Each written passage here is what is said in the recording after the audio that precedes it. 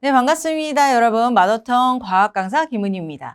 자, 이 시간에는 여러분들과 함께 2021학년도 대학 수학능력시험 우리 4교시에 봤던 지구과학 1에 대한 총평가를 해보려고 합니다. 바로 들어가 보도록 하죠. 자, 바로 들어가 보면 먼저는 이제 분석을 해봐야 되겠죠. 올해 수능이 어떻게 나왔느냐. 단원별로 문항을 쭉 나열을 해보면 6문항, 7문항, 7문항으로 굉장히 비율이 비슷비슷하게 이전에 우리 개정에 의해서 지구과학원이 확 바뀌었는데 그 확 바뀌기 전에 단원에 대한 그 비율과 비슷하게 나오게 되었습니다. 그것뿐만 아니라 이제 이 개정 전에 출제되었던 그 유형과도 굉장히 비슷했기 때문에 여러분들이 내용상의 어려움을 제외하고는 굉장히 비슷하게 작년과 유사하게 풀어내지 않았을까라는 생각이 드네요. 자, 바로 들어가 보죠. 난이도는 작년과 유사합니다. 모평에 비해서는 약간 더 어려울 수 있었겠지만 작년과 수능의 난이도를 비교를 해보면 유사했었다. 자, 개정에 의해서 우리가 킬러 파트라고 얘기를 해줄 수가 있는 이 천체요. 이 천체가 나가버렸습니다. 완전히 빠져버렸어요. 그래서 천체 문항을 가지고 여러분들이 많이 고심을 했었는데 그렇게 고심할 수 있는 문항들이 없어지게 되었죠. 그래서 킬러 파트가 없고 킬러 문항이라고 할 수 있는 것도 이제 자체적으로 조금 없어졌다. 배제되었다. 그리고 나머지 이제 G2 내용들이 약 한 40~50% 유입이 되면서 G1을 채우게 되었는데 그 결과 이제 어려운 천체들은 날아가 버렸지만 내용의 깊이가 좀 깊어진 게 바로 개정에 의한 지구과학 1이다라고 볼 수가 있겠죠. 자, 변별력을 위해서요. 천체가 나가버렸으니까 킬러 파트 없으니까 변별력을 줘야 되는데 그 변별력을 위해서 선택한 방법이 무엇이냐면 질문의 폭을 굉장히 넓게 했고요. 그 다음에 세부적인 내용까지도 물어보게 되고 또 하나는 자료 분석을 조금 더 강화를 시켰습니다. 자료를 더 복잡하게 만들어냄으로써 이제 여러분들이 어렵게 느낄 수 있도록 만든 게 바로 이번에 2021학년도 수학능력시험 지구과학 1이다라고 얘기를 해줄 수가 있겠네요. 자, 이런 애들은요, 질문의 폭이 넓어지거나 아니면 자료 분석이 강화된 것에 의해서 여러분들이 이제 성적이 좌지우지 될 수 있는데 빠르게 해석을 하는 것이 굉장히 중요한 포인트지 않았을까라고 생각이 들죠. 자, EBS 유사 유형은 70% 정도로 EBS의 자료를 가지고 변형을 시켜서 문제화시킨 문제들이 굉장히 많이 존재했었습니다. 이거 플러스 EBS뿐만 아니라 이제 역대 기출들도 많이 다루어지게 되었죠. 그리고 이 기출들은 G2의 내용이 유입되었기 때문에 G1의 기출이 아니라 G2의 기출까지도 끌어다가 자료화 시켰기 때문에 여러분들은 이제 G2의 역대 기출들을 살펴봤을 중요성이 존재했었다라고 얘기를 할 수가 있겠네요. 자, 가장 어려워했던 단원입니다. 오답률 1위의 문제인데 고지자기를 이용해서 대륙의 이동을 알아내는 문제였죠. 12번. 얘 같은 경우는 그냥 어려워해요. 여러분들이 그냥 어려워해요. 천체에 비하면 세 발의 피인데 그것도 마찬가지. 그것도 이제 천체 잊어버렸다 이거죠. 이제는 얘네가 조금 더 어려운 상태로 여러분들의 취약한 파트로 전략을 하게 되었다. 네, 이 고지자기 문제의 12번 문제가 길이가 길기는 했지만 여러분들이 자료를 천천히 읽어보고 그것을 고민해서 풀어낼 수 있는 능력만 가졌다면 많이 어렵지 않은 분야. 이것은 뒤에서 이따가 단원 특이 문제를 통해서 한 번 더 이야기를 해보도록 하겠습니다. 자, 요 정도로 지구과학 1을 분석을 해볼 수가 있어요. 이것을 가지고 우리 앞으로 2022학년도 수능에서는 어떻게 공부를 해야 되는지 한번 살펴보도록 하겠습니다. 자, 한번 가보면 자, 단원별로 나눌 수가 있죠. 첫 번째 단원이 고체지구의 변화, 유체지구의 변화, 우주의 신비 이렇게 세 단원으로 나눠지게 되는데 각각 중요 주제들을 한편 살펴보게 되면 고체지구 같은 경우는 암석의 분류, 지층과 지질의 시대, 판구주론의 정립 같은 것들이 이제 여기에 포함되면서 한 가지 더 앞에서 얘기했던 오답률 1위의 주제인 고지자기의 변화를 이용한 우리 대륙의 이동 여기까지가 이제 고체지구의 변화를 다루게 되는 대표적인 주제다라고 볼 수가 있어요. 자, 얘네들 일단은 쭉 다 읽고 얘기를 해보도록 할게요. 자, 유체지구의 변화는 기압과 날씨, 온대저기압, 태풍, 대기와 해양의 상호작용 등등등. 얘 같은 경우는 거의 변함이 없죠. 위쪽에 1단원은 한 절반 정도 변했습니다. 개정에 의해서 절반 정도 지구과학 2의 내용이 들어오게 되면서 변했고, 유체지구의 변화에서는 별로 많이 변하진 않았어요. 거의 비슷한 부분이 바로 이 유체지구의 변화이고, 그 다음 세 번째 우주의 신비, 우주의 단원이 천체가 빠져나가면서 다른 이제 빅뱅이라던가 아니면은 우리 외부 은하라던가 특이 은하라던가 이런 것들을 찾아내는 것들이 이제 우주의 신비 단원에 들어가게 되었죠. 별의 특성, HR도라던가 빅뱅 우주론, 외부 은하 등등등이 대표적인 주제가 되겠습니다. 자, 일단은 이 전체적인 내용 중에서 지구과학 1에서 조금 어렵게 여러분들이 받아들이는 주제가 무엇이냐? 첫 번째는 고지자기를 이용한 것이죠. 이것이 여러분들이 좀 어렵게 생각을 하고, 그 다음에 지층의 상대, 여기 다 써 있어요. 자, 고지자기의 변화를 여러분들이 좀 어렵게 생각을 하고, 그 다음에 지층의 연령 분석, 우리 상대 연령을 분석하는 것들이 이제 분석 시간을 필요로 함으로써 여러분들이 좀 어렵게 생각하는 파트이기도 하다. 그 다음 일기도가 이제 자료 분석의 난이도가 증가함에 따라서 일기도를 읽어내는 능력들이 더 많이 높아져야 돼요. 그래서 이 일기도 자료가 굉장히 보는데 어려움이 따르고 있고요. 엘니뇨는 매년 나오는 한 문제씩 나오는 문제입니다. 그런데 얘도 마찬가지로 자료 분석이 굉장히 어렵게 나오고 있죠. 내용은 그렇게 어렵진 않아요. 그런데 자료 분석하는 것이 조금 어렵게 여러분들이 받아들이고 있다. 그 다음 우주의 신비에서는 HR도를 이용을 해서 별의 특징을 얘기를 하죠. 그 별의 특성도 알아맞추는데 여기에서 중복되는 주제들을 함께 융합을 해서 생각을 해야 되기 때문에 조금 어렵게 생각을 하기도 하고, 그 다음 G2의 내용이었기 때문에 이제 조금 생소해서 여러분들이 어렵게 생각하는 반면도 존재하게 된다. 자, 얘네들이 대표적인 어려운 파트이고요. 나머지들은 대부분 비슷비슷하다라고 볼 수 있어요. 자, 지구과학 같은 경우는 단원 간의 연계성이 없어서 각각의 단원들 혹은 주제들을 따로따로 떨어뜨려서 여러분들이 공부를 해도 무방할 정도로 이제 각각의 연계성은 없다. 그리고 얘네들이 내가 무언가 킬러 스킬 이런 것들이 필요한 문제들이 있느냐.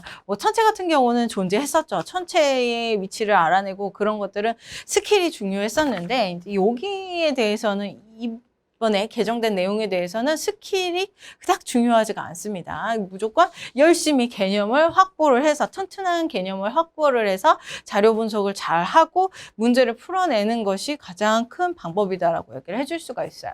그래서 단원별로는 특이사항은 없고요. 한번 보도록 하겠습니다. 지구과학을 공부하는데 여러분들이 가장 핵심적인 건 일단은 개념을 꼼꼼히 봐야 되겠죠. 세부적인 내용까지 물어봐요. 어떤 우리 6종, 8종의 교과서가 있는데 그 교과서 중에서 한 종에서 나온 내용만 가지고도 문제에 출제를 하고 있어요. 그래서 굉장히 꼼꼼한 개념까지도 여러분들이 잘 알아내야 된다. 그 다음 이런 개념을 다 쌓은 다음에 이제 탄탄하게 만드는 거죠. 그 다음 위에다가 건물을 올리는데 그 건물이 바로 문제풀이 능력 혹은 자료 해석 능력이다라고 볼 수가 있습니다. 자, 자료 분석을 강화하는 것, 이 두 가지가 핵심이다라고 볼 수가 있어요. 그럼 이 자료 분석을 강화하기 위해서는 여러분들이 어떻게 준비를 해야 되느냐? 당연히 기출이겠죠. 자, 기출. 그 다음에 이제 신유형 같은 경우는 EBS에 대한 문제. 자, 그리고 우리 지구과학 1 같은 경우는 G2의 내용들이 많이 유입이 되었기 때문에 기출 중에서도 G2의 기출을 여러분들이 조금 눈여겨봐둘 필요가 있습니다. 그래서 역대의 기출들, 그 다음에 EBS 문항들을 반복적으로 복습을 하시고요. 틀린 것 또 틀려요, 여러분들. 내가 몰랐던 것 또 몰라요. 그렇기 때문에 한번 풀어봤고 내가 맞았고 해서 넘어가는 게 아니라 반복적으로 보셔서 내가 이 자료를 충분히 이해할 수 있도록 만드시는 게 가장 중요하고요. 이렇게 만들었을 때 내가 자료를 해석하는 능력까지도 확립시켜 놨을 때 이제 시간을 벌 수가 있겠죠. 문제를 풀어낼 때 시간을 단축할 수가 있다. 그 결과 이제 올해 수능 같은 경우는 12번 문항이에요. 굉장히 길이가 길었는데 그런 길이가 긴 문항에서도 당황하지 않고 풀어낼 수 있는 여유와 능력을 가질 수가 있다라는 것. 이렇게까지 얘기를 해줄 수가 있겠습니다. 자, 개념과 자료 분석 강화 이 두 가지가 핵심이라는 것. 자, 마지막으로 우리 올해 문항을 통해서 이제 올해의 대표적인 문항을 통해서 이제 어떤 우리가 준비를 해야 되는지 조심을 해야 되는지 이야기를 한번 해보도록 하겠습니다.